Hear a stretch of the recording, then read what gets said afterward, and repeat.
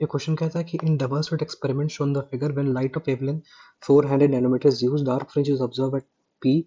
If capital D is equal to 0.2 meter, the minimum distance between the slit S1 and S2 is dash millimeter. मतलब कि minimum distance क्या बोल रहा है, the minimum distance between slit S1 and S2, मतलब कि यहाँ से यहाँ जो स्मॉल डी इसका क्या मिनिमम डिस्टेंस होगा। ठीक है, तो आओ पहले इसको खुद से ड्रॉ करते। ये हो गया आपका सोर्स, ठीक है,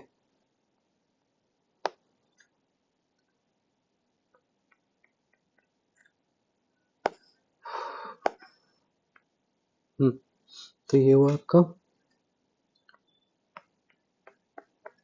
पॉइंट तक गया, ये हो गया स्ट्रेट लाइन, ऐसा हुआ, ये ऐसा हुआ। ठीक है, तो अब देखो ये हो गया स्लिट 1, ये हो गया स्लिट 2, यहाँ से यहाँ डिस्टेंस कैपिटल डी, यहाँ से यहाँ भी डिस्टेंस कैपिटल डी। ठीक है, और यहाँ से यहाँ जो डिस्टेंस है वो स्मॉल डी है, तो दिक्कत नहीं होना चाहिए भाई। अब देखो हम लोग को डी चाहिए, और जो वेवलेंथ ऑफ लाइट यूज्ड है ना वो कितना है अपने पास, 400 nanometer, 400 nanometer. Dark fringe is optimum, मतलब इस पॉइंट पी पे क्या हो रहा है, डार्क फ्रिंज मिल रहा है। क्या मिल रहा है अपन को, डार्क फ्रिंज मिल रहा है। ठीक है, और कैपिटल डी की जो वैल्यू है वो है 0.2 मीटर। तो minimum distance between D between the slits S1 and S2 पूछ रहा है। तो देखो, तो हम अगर डेल्टा एक्स लिखना चाहें तो डेल्टा एक्स की वैल्यू क्या होगी, डेल्टा एक्स की जो वैल्यू होगी ना छोटे, डेल्टा एक्स की जो वैल्यू होगी, अगर हम इसको सोर्स को एस बोलते हैं तो ये हो गया S S1 plus S1 P minus S2 plus S2 P। अब सवाल ये उठता है कि S1 क्या है। अरे देखो ये क्या बोल रहा हूँ मैं, समझ में आना चाहिए। देखो रे ऑफ लाइट ऐसे गया, फिर ऐसे गया, और ये ऐसे गया, और फिर ये रे ऑफ लाइट ऐसे गया। तो यहाँ से यहाँ डिस्टेंस ट्रेवल करा वो पाथ, यहाँ से यहाँ डिस्टेंस वो पाथ। तो ये हो गया S1, ये हो गया S1 P। यहाँ से यहाँ गया तो S1 S2, यहाँ से यहाँ गया तो S2 P। तो ये जो डिस्टेंस, इनको इससे माइनस करेंगे तो दोनों का पार्ट डिफरेंस निकल जाएगा। तो वही तो कर रहे हैं, बस आगे बढ़ो। तो S1 को क्या लिख सकते हैं, पाइथागोरस लगा दो ना। जब आप पाइथागोरस लगाओगे तो क्या मिलेगा, देखो जब पाइथागोरस लगाओगे तो यहाँ, सॉरी, तो ये हो गया आपका स्मॉल डी, ये हो गया आपका कैपिटल डी, तो ये हो गया under root small D square plus capital D square. तो हम S1 को लिख सकते हैं under root small D square plus capital D square. कोई दिक्कत? तो इसी तरह S1 P का भी वैल्यू क्या हो जाएगा, वही होगा under root D square plus capital D square. वही अगर हम बोले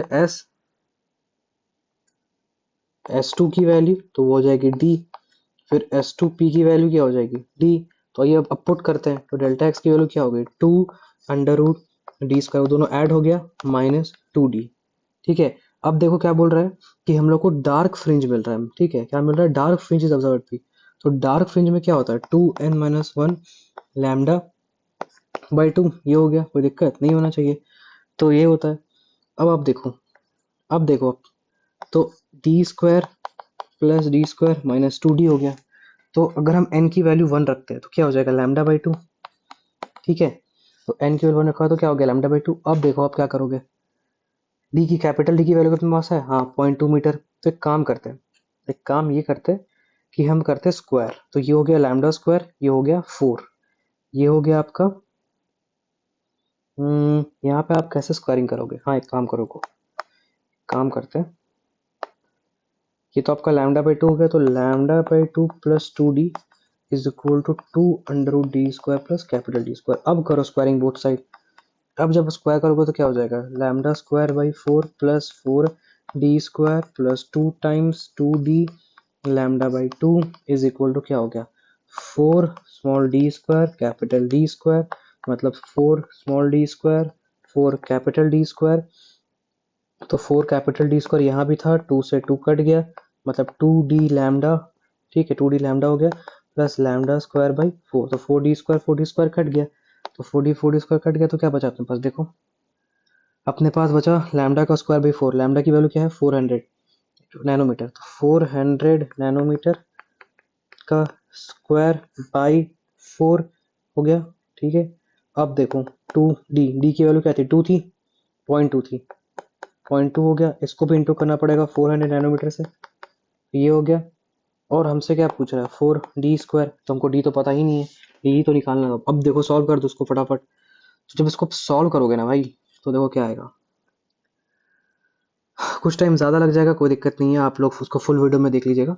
तो देखो ये हो गया आपका 16, 4 4 16, और ये आपका दो दो जीरो चला गया, तो 10⁻⁻7 मतलब 10⁻⁻14, ठीक है, by 4 plus 0.4 into 4 into 10⁻⁻7 into 4d²। तो ये हो गया 4 4 16, तो 4 इंटू 10⁻⁻14, ये हो गया 1.6 इंटू 10⁻⁻7 बाई 4d²। तो एक काम करते हैं, अब हम लोग उड़ाते हैं 4 को, तो ये हो जाएगा 16 इंटू 10⁻⁻8 4d²।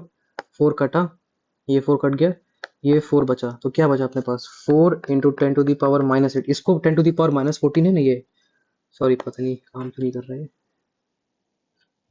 रुको, देखो ये जो 14 है, ये इसका कोई -14 है, और यहाँ -8 है, तो इसको कंसिडर नहीं करेंगे। तो 4 इंटू 10⁻⁻8 इज इक्वल टू क्या हो जाएगा, देखो इज इक्वल टू हो जाएगा अपने पास d²। तो इसको हम क्या ले सकते हैं, 2 इंटू 10⁻⁻4 डी की वैल्यू, तो कितना आ गया, 2 into 10⁻⁻4 is equal to D. देखो तो इसका आंसर क्या हो जाएगा, यही हो जाएगा। और ये जो मैंने निकाला किसमें आंसर आया, मीटर में, और हमसे पूछ किस पे रहा है, मिलीमीटर में। तो एक काम करो, तो 0.2 millimeter is equal to D कर दो। समझ में आया, ये होगा इसका सोल्यूशन।